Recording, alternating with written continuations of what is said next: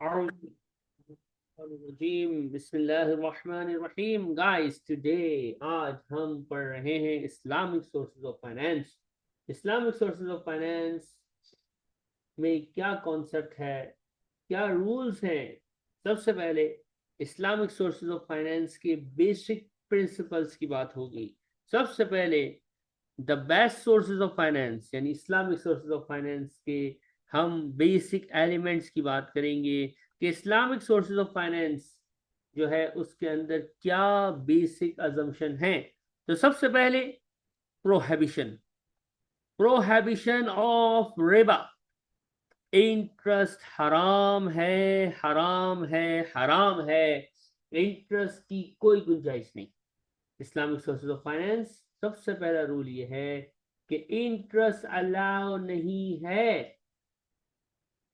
आज की modern theories भी यही बात करती हैं कि इंटरेस्ट इकोनॉमी को बर्बाद कर देता है, इंटरेस्ट इकोनॉमी को तबाह कर देता है। इस्लामिक सोर्सेज ऑफ फाइनेंस की सबसे पहली बुनियादी बात यह है कि किसी को लोन दो तो हेल्प करो भाई। आप ये नहीं करो कि लोन दे दिया तो चलो भाई, कोई मजबूर है तो उसकी मजबूरी से फायदा उठा के दबा दबा अपना प्रॉफिट बनाना शुरू। हराम, वल्लाही हराम।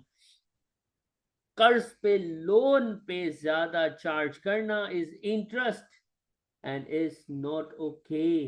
इट्स हराम, शदीद हराम। और इकोनॉमिकल प्रॉब्लम्स क्या है? देखो भाई, एक होता है इकोनॉमिक साइकिल। इकोनॉमी उस वक्त चलती है जब क्या होता है, जब इन्वेस्टमेंट इकोनॉमी में पड़ती है। अगर इंटरेस्ट रेट हाई है कंट्री के तो लोग क्या करेंगे, बैंक में पैसा रखेंगे, वो पैसा बैंक में पड़ा रहेगा, अनप्रोडक्टिव होगा, इकोनॉमिक साइकिल को रोक देगा। इकोनॉमिक साइकिल रुकेगी तो वल्लाही अनएम्प्लॉयमेंट बढ़ेगी। कैसे?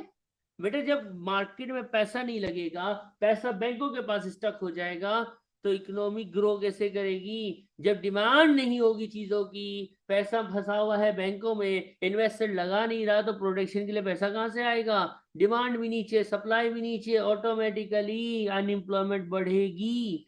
क्योंकि इकोनॉमी में पैसा नहीं होगा, सब पैसा बैंकों में रख के बैठ गए होंगे। तो ये सबसे पहली बात है कि आपका जो हमारा जो पहला कॉन्सेप्ट है वो यही है कि इंटरेस्ट इज प्रोहिबिटेड। इंटरेस्ट जायज नहीं है, ना है, ना होगा कभी भी। दूसरा, दूसरा हम कहते हैं गरार। ठीक है। अब ये गरार क्या होता है? व्हाट इज गरार? गरार होता है स्पेकुलेशन। गरार कहते हैं स्पेकुलेशन को। स्पेकुलेशन, स्पेकुलेशन या अनसर्टेनिटी, एक्सट्रीम या एक्सेसिव अनसर्टेनिटी। सीधी बात समझो, आसान करता हूं मैं। जो क्रिप्टो करेंसी है ना, स्पॉट की बात नहीं कर रहा मैं बात कर रहा हूं क्रिप्टो करेंसी के फ्यूचर की। क्रिप्टो करेंसी का जो फ्यूचर है उसमें गरार है। कैसे करार है? अभी बिटकॉइन इतने पे, आधे घंटे बाद कहाँ होगा, सब डूब जाएगा, या तो मैं बर्बाद हो जाऊंगा या मेरा विला होगा। यार, इतनी अनसर्टेन सिचुएशन, ऐसी इन्वेस्टमेंट जिसका रिटर्न इतना अनसर्टेन है कि यानी कुछ पता ही नहीं चल रहा है, कुछ पता ही नहीं चल रहा है। यानी एक्सेसिव अनसर्टेनिटी, एम्बिग्विटी, यानी शदीद किस्म की स्पेकुलेशन, जिसको गैम्बलिंग का रास्ता कहते हैं, ये प्रोहिबिटेड है। जो भी ट्रांजैक्शन को भाई फेयर होनी चाहिए। देखो, जो चीज फेयर होती है ना, उसमें बहुत ज्यादा गरार, उसमें बहुत ज्यादा अनसर्टेनिटी नहीं होती। इसीलिए फ्यूचर पे मसला है। बहुत सारे मसाइल हैं फ्यूचर ट्रेडिंग, फ्यूचर ट्रेडिंग में। और सबसे बड़ा एक उन मसलों में एक मसला गरार का भी है। फ्यूचर ट्रेडिंग क्यों हराम है, फ्यूचर ट्रेडिंग क्यों जायज नहीं है? तो उसमें बहुत सारे फीचर्स हैं, उसमें इंटरेस्ट भी कहीं ना कहीं इन्वॉल्व हो जाता है। उस पर बहुत सारे मसाइल के साथ गरार भी है कि जैसे जैसे स्पेकुलेशन बेस्ड इकोनॉमी, ये जो मार्केट है फ्यूचर की, क्रिप्टो की, कभी ऊपर तो कभी नीचे, कभी इधर तो कभी उधर, कभी आपको अमीर तो कभी आपको बर्बाद कर देती है। इस तरह की इन्वेस्टमेंट्स कभी भी जायज नहीं है, ना होंगी। ठीक है। हाँ। फिर इसमें अगर करेक्शन कर ली जाए, जैसे कि बैंकिंग सिस्टम जायज नहीं था, बैंकिंग सिस्टम में करेक्शन की गई, इस्लामिक बैंकिंग का कॉन्सेप्ट आया, जायज। इसी तरह क्रिप्टो करेंसी के अंदर जो हमारी शरई हुदूद हैं उनको ओके कर दिया जाए, उसके हिसाब से इसको मैनेज कर लिया जाए, तो फिर जो है वो शरिया बोर्ड जो है वो कहेगा, तो फिर हम इस पर बात करेंगे, अभी तो नहीं। इसके बाद तीसरी सिचुएशन, तीसरी बात है, वो है मैसर, MAYSIR, मैसर।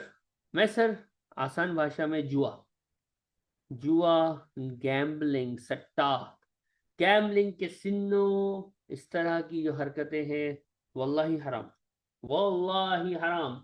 इस्लाम कभी भी आपको गैम्बलिंग करने की परमिशन नहीं देगा, नहीं दे सकता।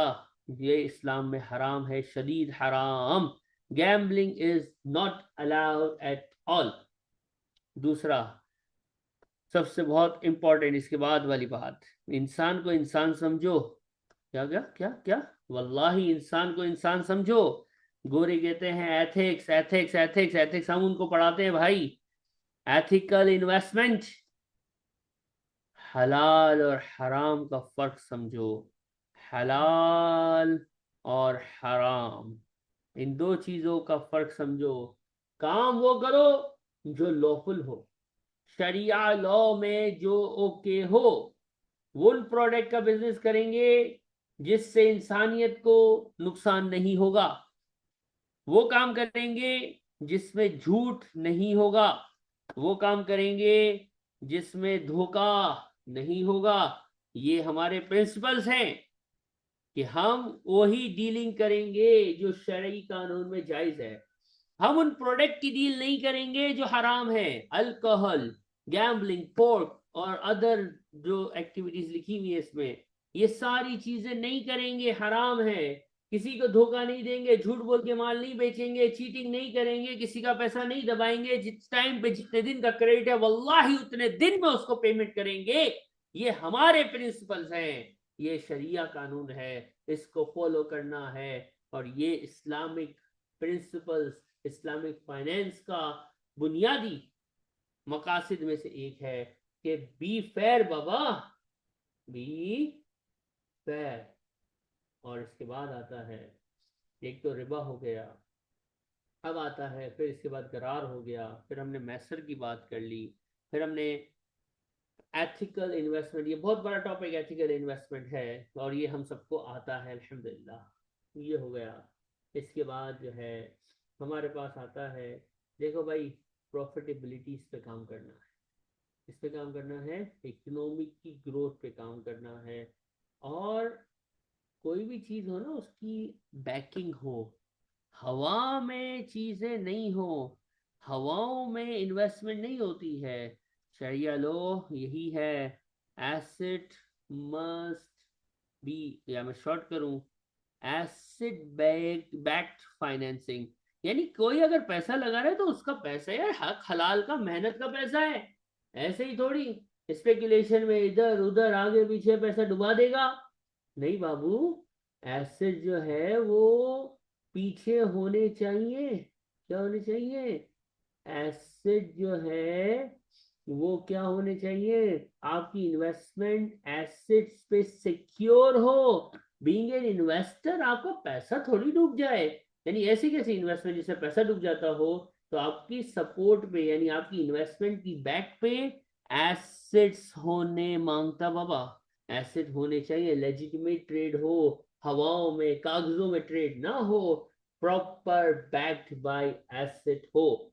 और एक बात याद रखना, इस्लाम आपको प्रॉफिट कमाने से मना नहीं करता, हमें प्रॉफिट कमाना है तो इस ओके। रिबा हराम है, प्रॉफिट इज नॉट हराम बाबा, profit and loss, concept of business यही है कि आपको प्रॉफिट या लॉस दोनों हो सके। अगर आप कोई ऐसी डील करते हो, इंटरेस्ट देखो, interest fix amount of money, दूसरे का पेट काट के दूसरे की ये क्या कहते हैं उसका फायदा उठा के आप उसके बेचारे को लोन क्यों लेगा कोई बंदा जिसको नुकसान में तकलीफ हो, तकलीफ में उसकी तकलीफ को और बढ़ा दो ना इंटरेस्ट लगा के। यार ऐसा नहीं करो यार, मदद करो, मदद का जज्बा हो। हाँ आप डीलिंग करो, आप प्रॉफिट कमाओ, आपको प्रॉफिट कमाने का, इन्वेस्टमेंट करने का, पार्टनरशिप करने का कौन मना कर रहा है। प्रॉफिट कमाओ, शरिया हुदूद में रह के कमाओ, इंसानों को हलाल चीजें बेच के कमाओ, शरियाई कानून को मानते हुए बना करो, मानते हुए कमाओ। और ये बेसिक प्रिंसिपल्स जो हैं कंपनीज में, बैंक्स में, ये फॉलो हो रहे हैं कि नहीं हो रहे हैं, इसको कौन लुक आफ्टर करेगा। तो ये हमारे पाकिस्तान का कानून भी है, ये हमारे ईसीसी के सिलेबस में भी है कि एक होता है sharia board, sharia board, sharia board headed by Islamic scholar, जिसको हम मुफ्ती साहब फरमा कहते हैं, इस्लामिक स्कॉलर, उलमाए कराम, ये शरिया बोर्ड में होंगे। और कंपनी की इन्वेस्टमेंट उनके पास से गुजरेगी जिसमें वो इस्लामिक प्रिंसिपल्स को ओके करेंगे, और इसके बाद इन्वेस्टमेंट की जाएगी तो वो इन्वेस्टमेंट जो है वो शरई उसूलों के हिसाब से कहलाई जाएगी कि हाँ शरिया बोर्ड ने ओके किया है, मुफ्ती साहब ने ओके किया है, ये इन्वेस्टमेंट अब जायज़ है, इस इन्वेस्टमेंट में करने में कोई प्रॉब्लम नहीं है। क्योंकि जो डिटेल नॉलेज है शरई प्रिंसिपल, शरई प्रिंसिपल्स की, वो मेरे पास नहीं है, वो आप लोगों के पास नहीं है। देखो हर चीज का एक एक्सपर्ट होता है, हर चीज का क्या होता है, एक्सपर्ट होता है। आपको एसी से पढ़ना था, आपको टेक्स्ट पढ़ना था, एफआर पढ़ना था, एफएम पढ़ना था, बहुत सारे टीचर से आप मेरे पास आ गए, ठीक है। आपको कोई और काम करना था, आप उसके एक्सपर्ट के पास चले गए, आपकी तबीयत खराब हुई, आप एक्सपर्ट डॉक्टर के पास गए, तो अल्लाह का वास्ता है अगर कोई शरई मामले में सवाल हो तो यूट्यूब को अपना शरई एडवाइजर नहीं बना लेना, सही है, फेसबुक को शरई एडवाइजर नहीं बना लेना। जो डेलीगेटेड मुफ्तियान कराम हैं उनके पास जाओ, उनसे राब्ता करो, उनसे एडवाइस लो। शरिया board, the Sharia board is responsible for ensuring that all products and services offered by an institution complied with the principle of Sharia law. It is usually made up of a committee of Islamic scholars, bracket में कहूंगा मुफ्तियान कराम and Ulamae Deen. An institution Sharia board will review and oversee all new product offering before they are launched. It can also be asked to deliver judgment on individual cases referred to them, such as whether a specific customer business proposal are Sharia compliant, this product is Sharia compliant, that product is Sharia compliant or no. And if a company, if an institution is following the Sharia principles, they will not going to undertake anything which are against the Sharia law, which are not approved by the Sharia advisor of the company. Simple and easy basic principles of Islamic sources of finance. और इसके साथ ये video हमारी and होती है। अस्सलामु अलैकुम वरहमतुल्लाहि वबरकातुहू।